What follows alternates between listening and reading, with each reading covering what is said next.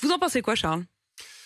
J'en pense que l'image est choquante parce qu'on l'a tous, enfin en tout cas moi, découverte sur les réseaux sociaux. Et on a juste vu 20 secondes de détenus qui font du karting dans une cour de prison. Et évidemment, j'ai été le premier à me dire, mais qu'est-ce que c'est que ça, à pas comprendre. Ensuite, on a le contexte. On nous dit que c'était une journée spéciale, qui avait un but un peu pédagogique, en tout cas lien social entre habitants, etc. Pourquoi pas? Je pense que presque le karting, c'est le symbole qui va trop loin dans tout ça. Parce que si ça avait été juste une journée de jeu, d'épreuves un peu plus simple, hein, il y a un quiz de culture générale, je pense qu'il n'y aurait pas eu de polémique. Mais c'est l'image brute comme ça de 20 secondes d'un détenu qui fait du karting au milieu de la cour de la prison. Ça, c'est l'image qui passe pas. Moi, j'ai été comme vous, je l'ai fait en 2 temps. C'est-à-dire que premier temps, vous découvrez des images, je me suis dit, je pensais même que c'était quasiment quotidien. Je me suis dit, ah bah d'accord, ils font du karting dans la cour de Fresnes. Et effectivement, là, je me suis dit, c'est pas l'espace, c'est pas le lieu. Deuxième étage de la fusée, vous apprenez la démarche qui est de créer une situation aussi avec des équipes où tout d'un coup les surveillants de prison et les prisonniers qui d'habitude sont dans une confrontation se retrouvent dans un truc qui est plus de l'ordre du ludique et de l'émulation. Et d'ailleurs, ce que je trouve très intéressant, c'est aussi la démarche de l'organisateur qui avait déjà fait ça hors des prisons, entre bandes de jeunes et policiers, qui va le faire entre pompiers et jeunes. Ça, je trouve ça intéressant. Puis il y a un troisième étage qui est la question politique, pour le coup, c'est-à-dire Éric Dupond-Moretti qui condamne, alors qu'on découvre que son cabinet, ou au moins le ministère, était au courant. Nicolas? Ouais, moi, ce qui m'a frappé, c'est que je me suis souvenu des conditions d'arrivée en prison de Salah Abdeslam, le seul survivant des attentats de 2015. C'était vraiment l'ennemi public numéro 1. On a prévu pour lui, à Fleury-Mérogis, des conditions de détention exceptionnelles. C'est-à-dire qu'il est surveillé par vidéosurveillance toute la journée. Il est totalement isolé. Enfin, il l'était, puisqu'il ne l'est plus.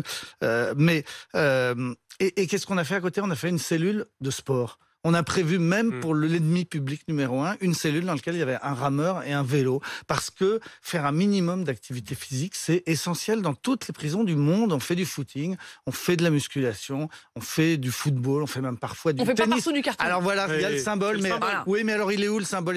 Parce que par exemple, vous vous souvenez qu'on avait aussi sorti des détenus pour faire un tournoi de basket le jour de la nomination de Christiane Taubira. Il y avait même manque de chance, une évasion, on en avait beaucoup parlé. Alors le basket, ce serait un sport populaire, on a le droit. Le karting, c'est trop bien. Le golf, on va jamais envoyer des détenus faire du golf. Le tennis, c'est limite. C'est quoi les critères? L'essentiel, c'est qu'il faut une soupape de sécurité pour les détenus, mais pas que pour les détenus. Pour les surveillants, surtout. Les surveillants aussi ont besoin d'avoir des détenus qui se défendent. Et ceux qui y ont participé, d'ailleurs, le faisaient de manière volontaire. C'est-à-dire que les surveillants qui ont participé à ces épreuves, ils étaient heureux de le faire. Raph nous a appelé au 32-16. Bonjour, Raph. Bonjour Apolline. Premier auditeur de la saison. Comment ça va, Raph? Je suis très content de pouvoir vous souhaiter une bonne rentrée. Merci, c'est sympa. Vous êtes à Mâcon. Vous faites quoi à Mâcon, Raph? Moi, je conduis des gros camions. D'accord, vous conduisez des gros camions. J'aime bien le fait de préciser. Vous conduisez des gros camions et à 6h47, vous êtes déjà au volant?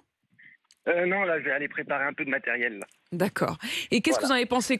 Conduire des gros camions, ok. Conduire du kart dans la prison de Fresnes, pas ok? C'est un peu mitigé tout ça, parce que ce qui me surprend, moi, c'est d'entendre à la radio qu'il y a eu du karting, des activités. Il y a 2 choses. Quand on est en prison, je pense que oui, il faut s'occuper l'esprit, il faut trouver des solutions pour passer un peu des meilleurs moments et puis éviter des bagarres, des choses, tout ça. Ouais. Mais en revanche, le karting, c'est abusé. Pourquoi pas, comme tout le monde dit, des trucs de théâtre, des trucs peut-être du sport, du foot, du basket. Mais le karting, quoi, c'est... Le karting, c'est le côté aussi... vous disiez que vous alliez rassembler le matériel. Là, il faut tout organiser, il faut apporter, ça coûte de l'argent. Il y a aussi cet aspect-là aussi? Les impôts, ils sont...